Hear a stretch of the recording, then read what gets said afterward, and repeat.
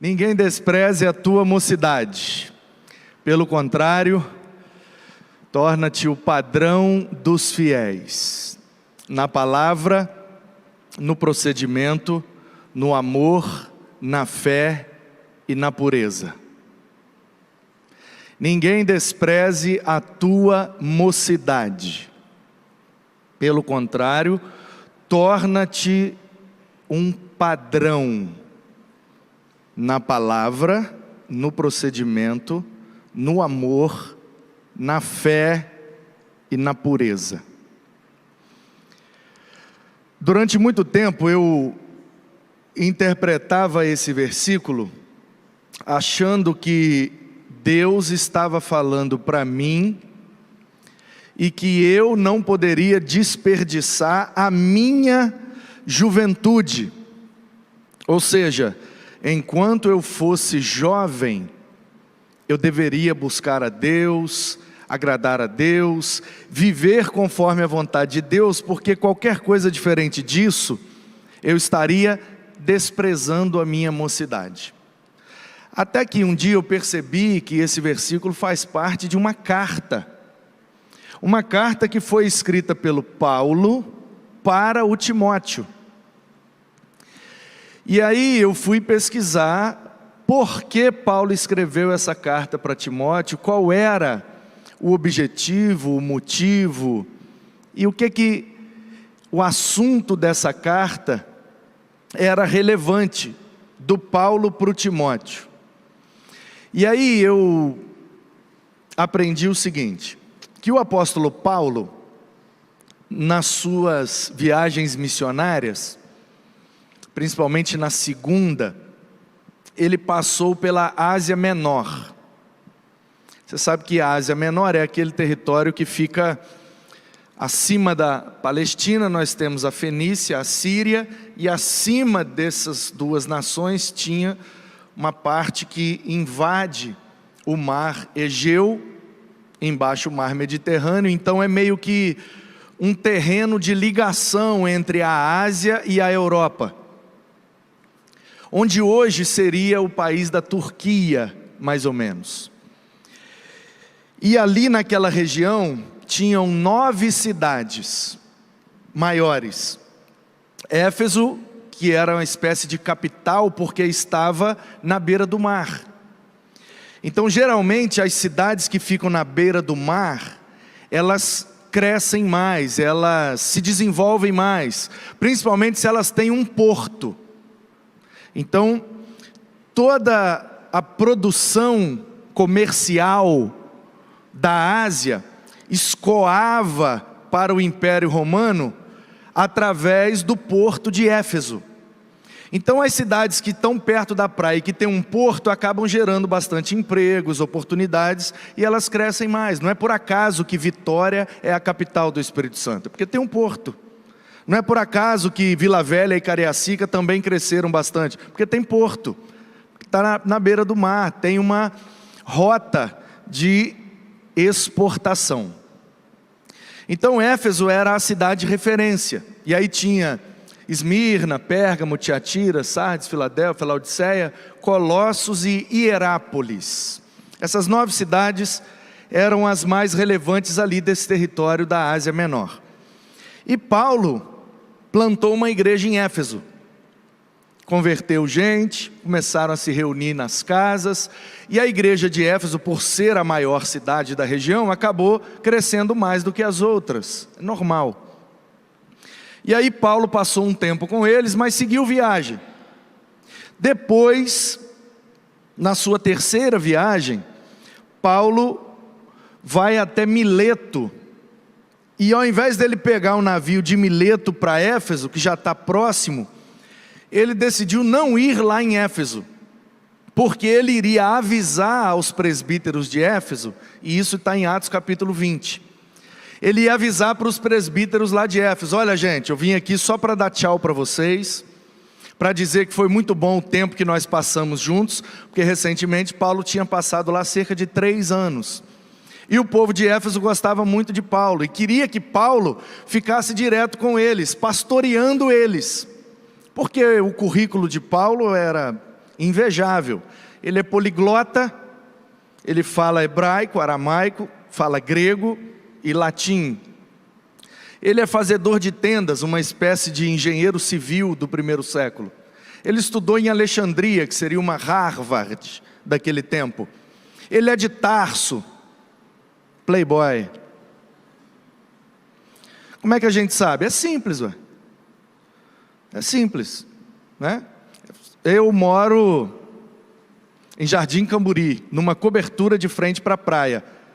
Eu sou bem pobre. O lugar que a pessoa mora, o lugar onde a pessoa vive, já revela a sua condição financeira. Ah, eu sou da Praia da Costa. Sou de Itapuã. Não, eu sou de Guaranhuns. Tem diferença. Para quem não sabe, eu sou de Guaranhuns. Então, Paulo estudou com Gamaliel, estudou teologia com um dos melhores professores daquele tempo. Então, imagina só. Imagina hoje, um cara que fez engenharia em Harvard, poliglota, que é crente, formado em teologia, líder na igreja e está solteiro, hein, meninas?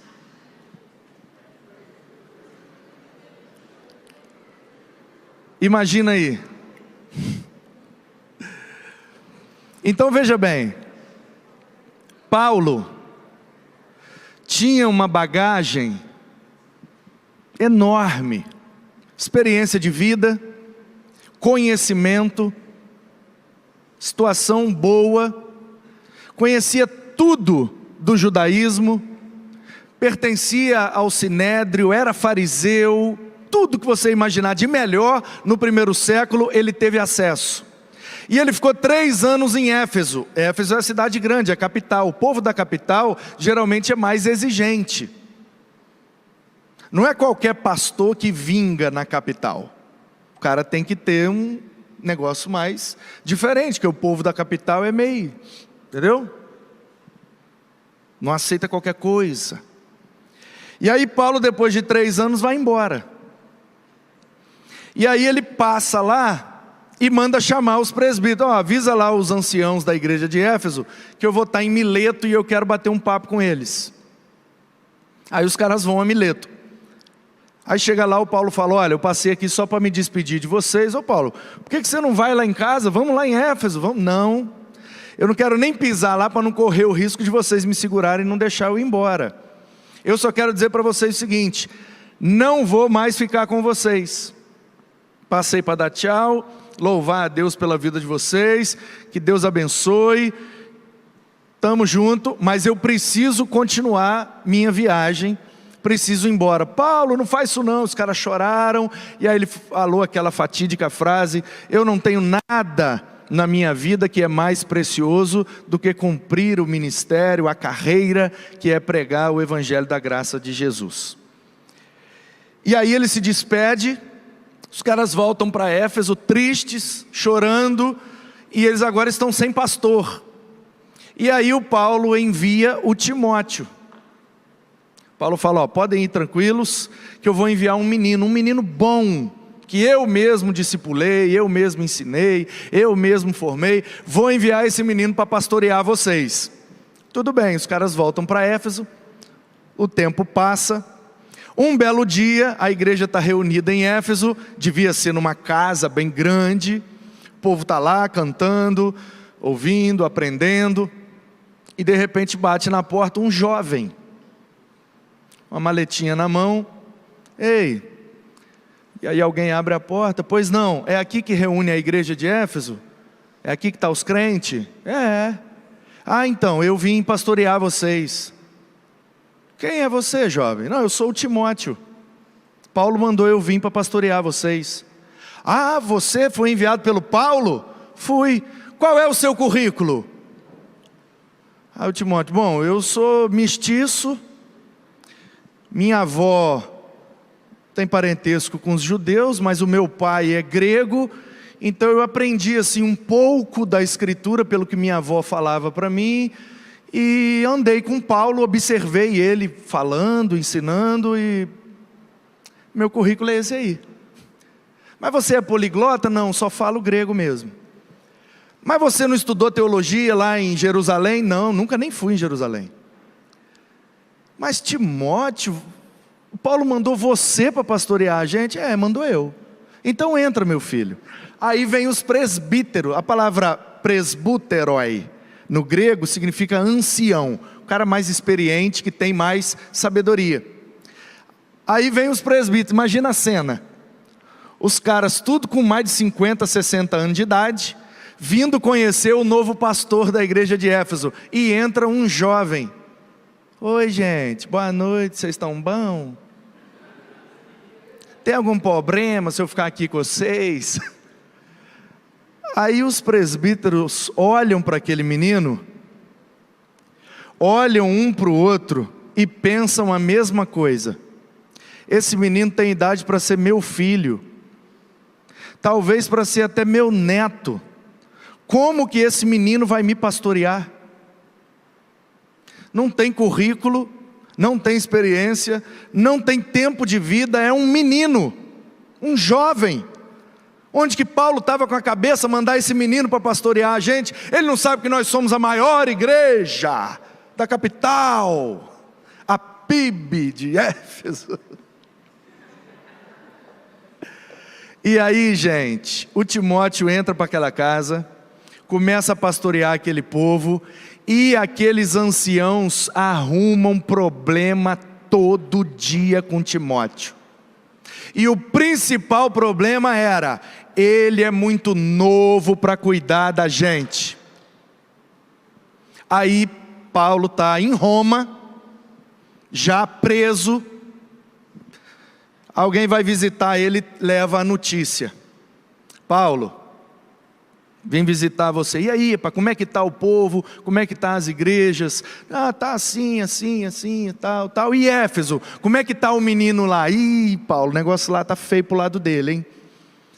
O que está? Você ficou 3 anos lá em Éfeso, você sabe. Os presbíteros lá são complicados, né?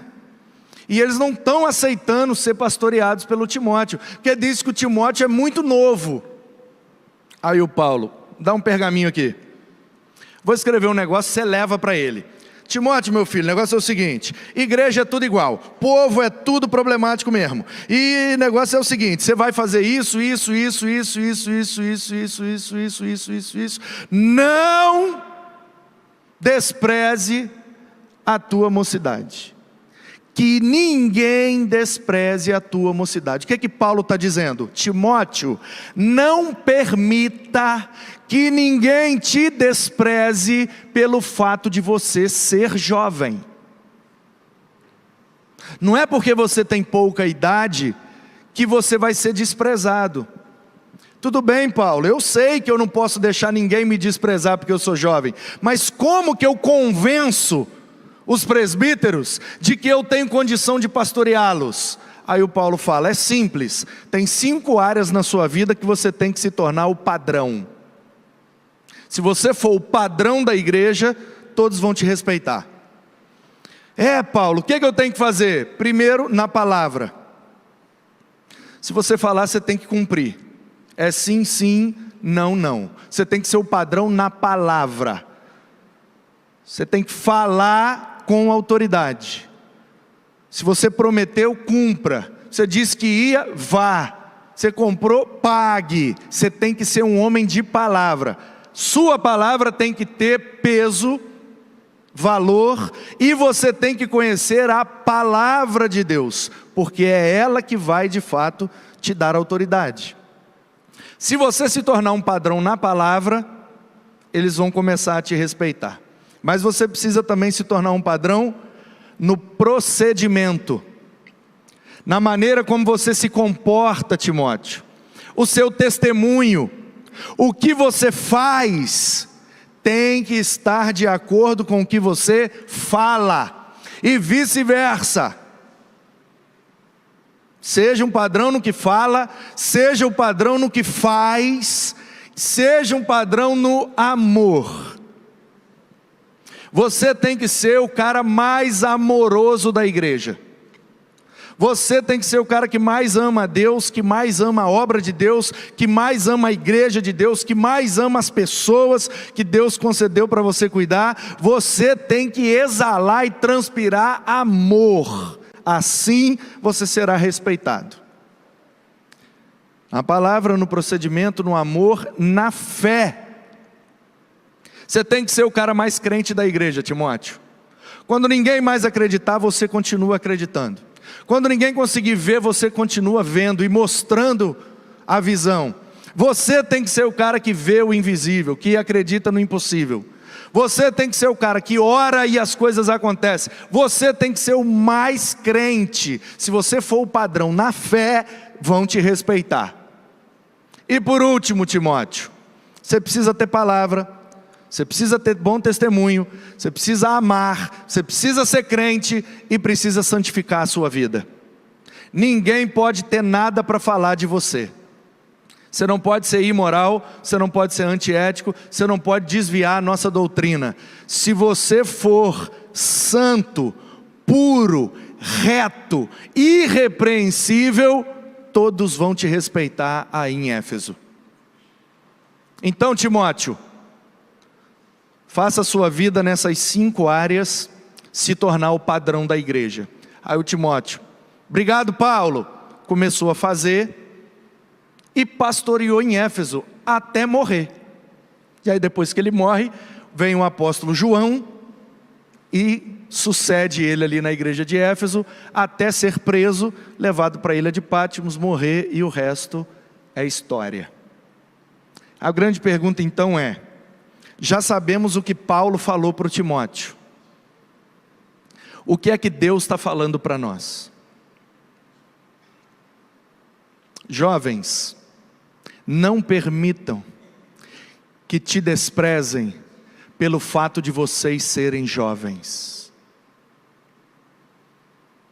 Ah, pastor, ninguém ouve a gente. Ninguém quer saber a nossa opinião.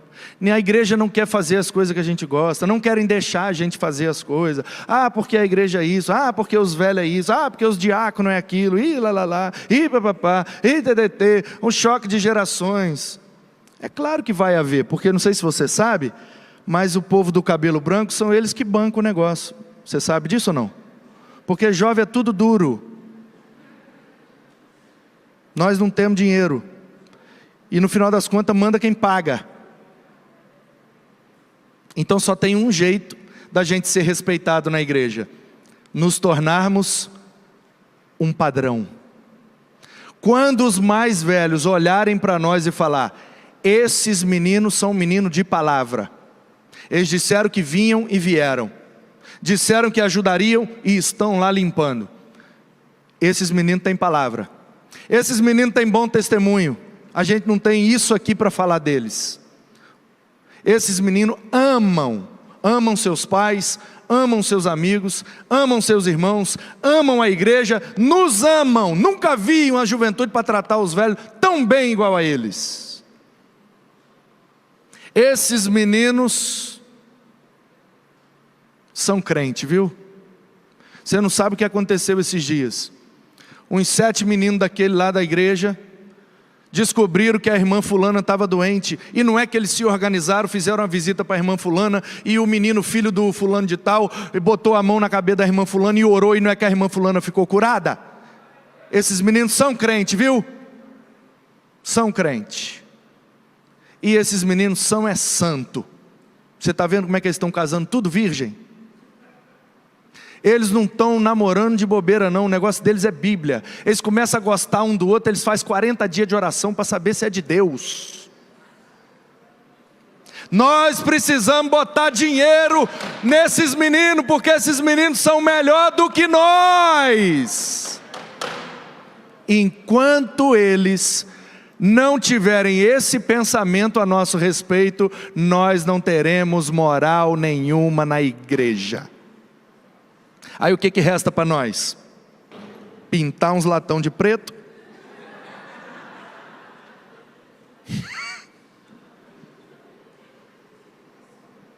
Cantar uma música um pouquinho mais animada? fazer umas gincanas de descobrir umas músicas e comer um hambúrguer no final e está tudo certo. A pergunta é: você está se contentando com isso? É isso que é ser juventude numa igreja?